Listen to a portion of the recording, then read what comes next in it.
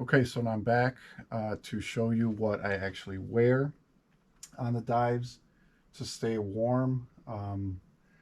Just to recap a little bit that I mentioned in the last video about the diving that I did at Gilboa Quarry. It was about 4.5 hours of total run time between the two dives at Gilboa and the one dive at White Star, which is just a little bit north of there.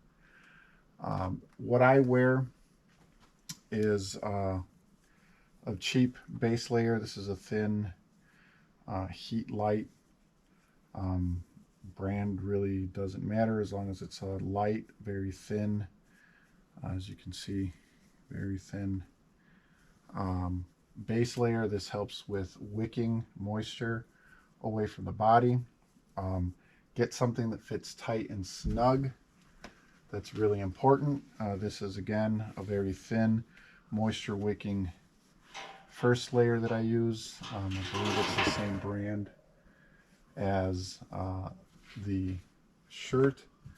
The mid layer that I use is a heavier, kind of like a mid grade Amazon special. It's a company named Lapasa, Lapasa. It has like a felt material on the inside. Again, it's kind of a mid layer. It's really warm. I would use those two layers in like North Florida. Water temps about 70 degrees or so, and it keeps me plenty warm. And then my main layer, and this is probably the most important layer, is the heavy onesie made by who makes this damn thing? Fourth Element. Should know by the symbol there, but I don't, because again, I'm not a brand guy. I just use what works. Oh, there it is. The Fourth Element 3D. This is their previous version of their one-piece primary undergarment or heavy layer. They since changed to another version. I bought this on sale when they were doing the transition over to the newer version. This works great for me if you can pick one of these up on sale or from a shop that's trying to get rid of old stock. This works really, really well. So the important thing about these layers, however, is and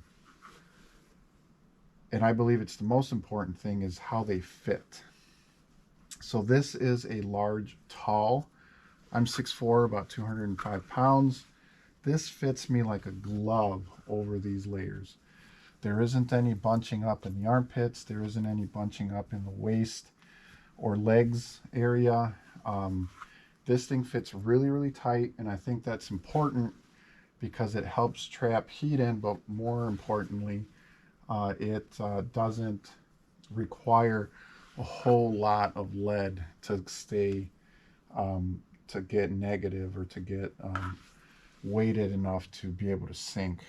Prior to this suit, I used I don't have it here, but it was just like a extra double X or triple X onesie that was kind of like the same material as the inside of this, just a very plush,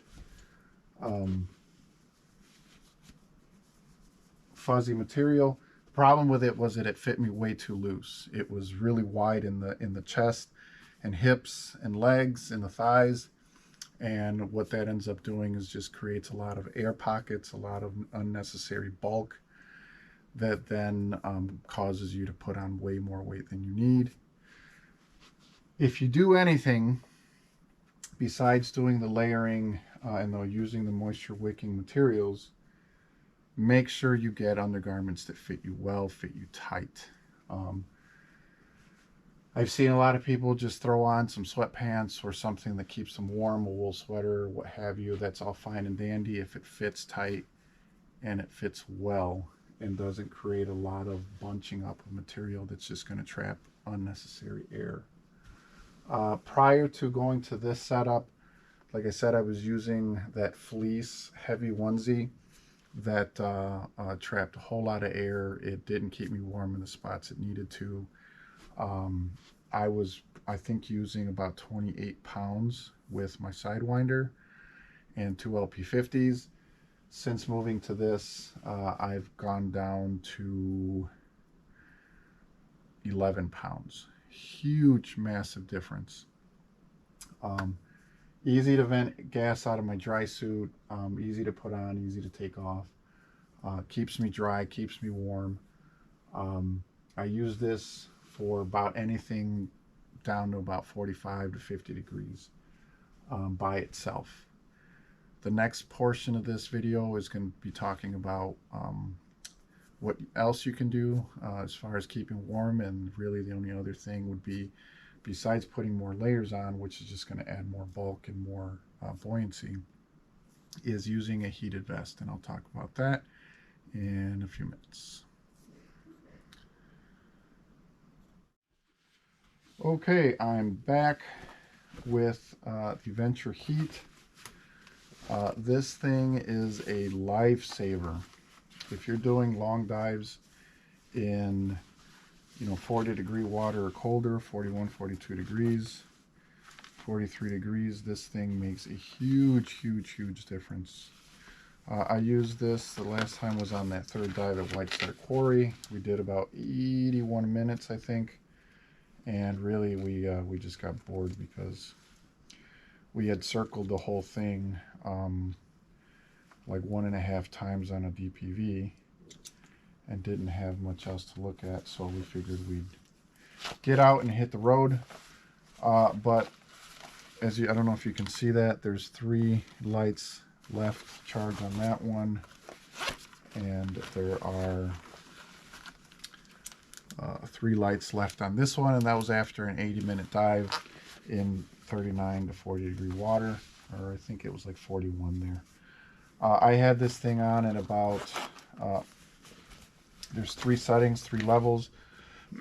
I had it about level 1, level 2 most of the dive, and then turned it on to like level 3 for a few minutes towards the end, and then dropped it back down to level 2.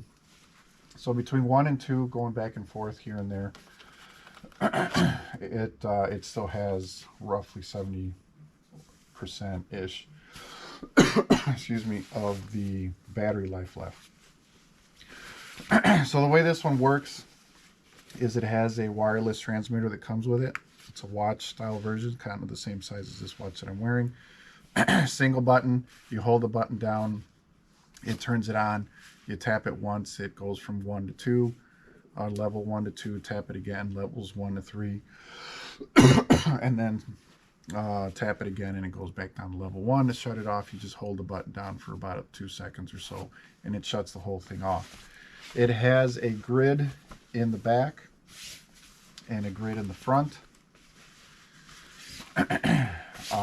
And it warms up your chest and back, obviously. But what I wanted to talk about primarily when using this thing is how to use it in terms of when to turn it on, when to turn it off, when do you really need it, when you don't need it, and how to get the most out of it. Because I've seen people use these and they still tend to get cold. So really briefly, if you get to the point where your hands and feet are already like freezing cold and starting to stiffen up, you've waited too long to turn it on. You want to turn it on very early on in the dive. If you know the water's cold and you know how your body reacts to that cold, you can kind of gauge how cold or what your core temperature is going to feel like after 10-20 minutes, let's say. If you know you're going to get cold pretty early on, as soon as you hit the water, turn it on. Go straight to like setting 2. You know, everybody's different depending on how thick your layers are. I put the vest on over these 2 layers, in between those 2 layers and the Fourth Element onesie, and it gives me enough heat close to the body to kind of make that heat transfer a little bit easier. As I said, the problem with I think a lot of people have is that they let their hands and feet get too cold. Once your hands and feet get really cold, your body's going to start directing all of your core temperature, all of the heat, all of your blood flow to your core. It's a natural thing that happens in order to ensure our survival in really cold environments. The problem is that kind of creates a snowball effect where once your hands are cold, all the blood starts rushing to your core because the brain thinks that you're in a survival mode issue at that point. And then it's hard to warm your hands back up again because all the blood is starting to pool in the center. Your hands will just start to feel cold, and they get colder and colder and colder, and then you can't bounce back from that. So I know I'm kind of rambling on, but essentially what you should do is turn the heat on pretty early on. And once, if you start feeling a little bit of cold in the hands, then bump the heat up a little bit more. Once the hands start feeling good, you can start lowering the heat again. But the idea is to keep the core warm so that the blood keeps flowing. You don't want blood to stop flowing to the hands and feet because that'll just get them colder and colder and colder. Like I said, a snowball effect. Keep the core warm, trick the brain into feeling warm. It'll keep the blood flowing. It'll keep your hands warm. And the added side effect of keeping your core really warm is that as that blood is flowing and those front and rear grids are keeping your chest warm and your back warm, that blood is then going to warm up, transfer or flow over to the hands and feet, keep those warm. That cool blood is going to come back to the core and warm up again, kind of similar to a cooling system in a car, but in reverse, essentially. I hope that helps. Again, the key takeaways is layers, tight layers, form-fitting layers, no extra material you don't need.